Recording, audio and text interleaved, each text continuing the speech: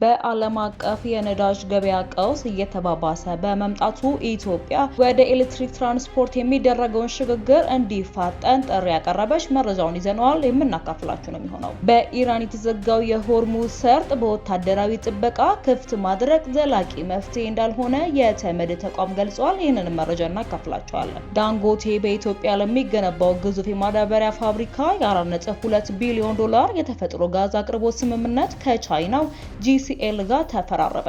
የቮይስ ኦፍ ኢትዮጵያ ቤተሰቦች ሰብስክራይብ ማድረጋችሁን እያስታወስናችሁ ወደ ዝርዝር ወደ ያዝንላችሁ ጉዳዮች እናልፋለን።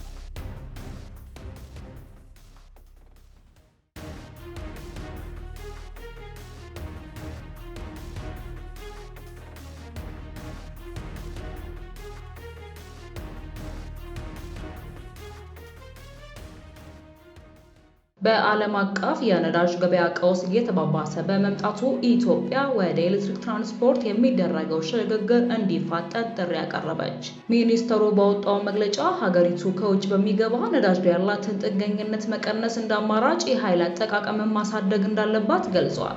የጠቅላይ ሚኒስትር ዶክተር አብይ አህመድ አስተዳደር ያስተዋወቀውን የኤሌክትሪክ ተሽከርካሪዎች ፖሊሲ ብልህና አርቆ አሳቢ ውሳኔ ሲል የገለጸው መግለጫው ይህም ኢኮኖሚው ከዓለም አቀፍ ድንገተኛ ተጽዕኖዎች እንዲጠበቅ እየረዳው መሆኑን አመልክቷል።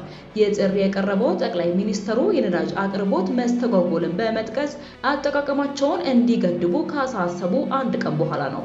ጠቅላይ ሚኒስትር አብይ ሰኞ ዕለት ባስተላለፉት መልእክት በመካከለኛው ምስራቅ ባለው ቀውስ ምክንያት ነዳጅ ገዝተው የሚጠቀሙ ሀገራት እንደ አስፈላጊነቱ ለማግኘት ችግር እየገጠማቸው ነው ያሉ ሲሆን ዜጎች ሁኔታው እስኪረጋጋ ድረስ ለዋና ዋና ፍላጎቶች ቅድሚያ እንዲሰጡና ነዳጅ በቁጠባ እንዲጠቀሙ ጠይቀዋል።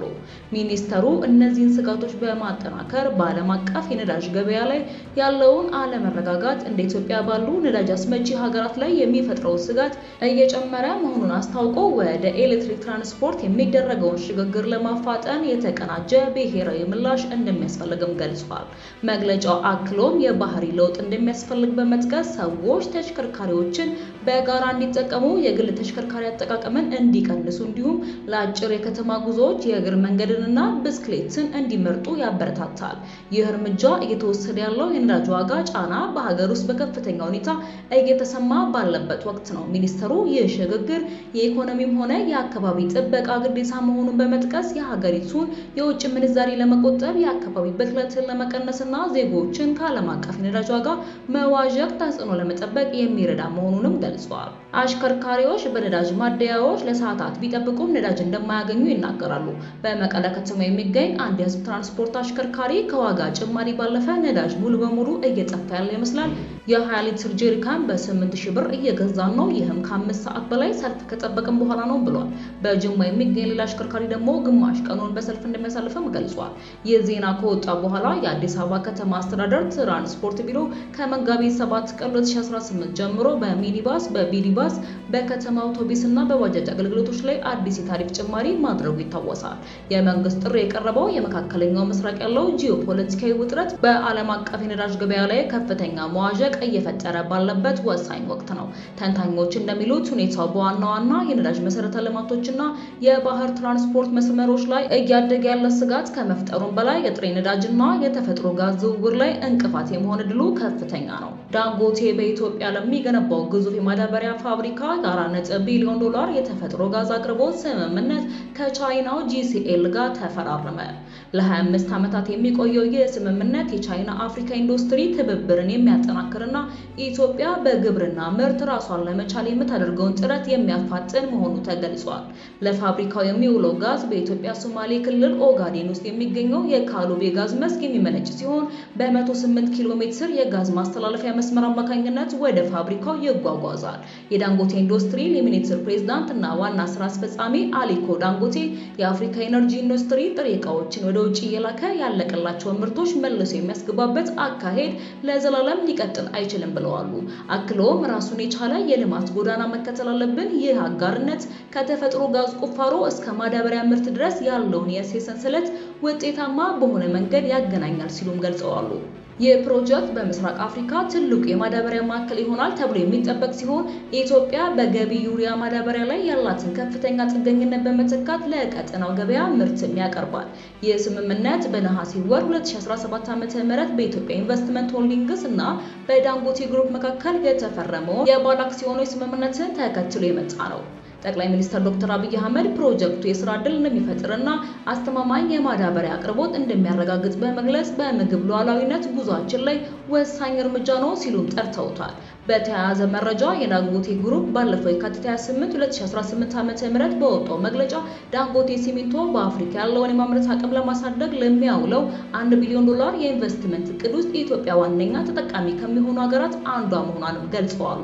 የቻይናው ፖሊ ጂሲኤል በኦጋዴን ውስጥ ከ2005 ጀምሮ በነዳጅና በተፈጥሮ ጋዝ ፍለጋ ላይ ተሰማርቶ መቆየቱ ይታወሳል። ኩባንያው ሰኔ 21 2010 በሂለላ የነዳጅ መስክ የሙከራ ምርት ማስጀመሩ የሚታወስ ነው። በኋላ ላይ ግን በስራ አፈጻጸም መዘግየት ምክንያት ከማዕድን ሚኒስቴር የፈቃድ ስረዛ ማስጠንቀቂያም ተሰጥቶት ነበረ። ይሁን እንጂ በ2016 የፌዴራል መንግስት የቻይናው ኩባንያ በምስራቁ የጋዝ መስክ ላይ ያለው መብት በድጋሚ እንዲያገኝ መወሰኑ ይታወሳል። የቮይስ ኦፍ ኢትዮጵያን ቤተሰቦች ዳግም ሰብስክራይብ ማድረጋችሁን እያስታወስናችሁ ወደ መጨረሻው ዘገባዎች እናልፋለን። በኢራን የተዘጋውን የሆርሙዝ ሰርጥ በወታደራዊ ጥበቃ ክፍት ማድረግ ዘላቂ መፍትሄ እንዳልሆነ የተመድ ተቋም ገለጸ። የሆርሙዝ ሰርጥን ለመሻገር የንግድ መርከቦችን በወታደራዊ አጀባ መምራት ዋስትና ያለው ወይንም ዘላቂ የጸጥታ ስትራቴጂ እንዳልሆነ የተባበሩት መንግስታት ድርጅት ዓለም አቀፍ የባህር ላይ ተቋም አስታወቀ።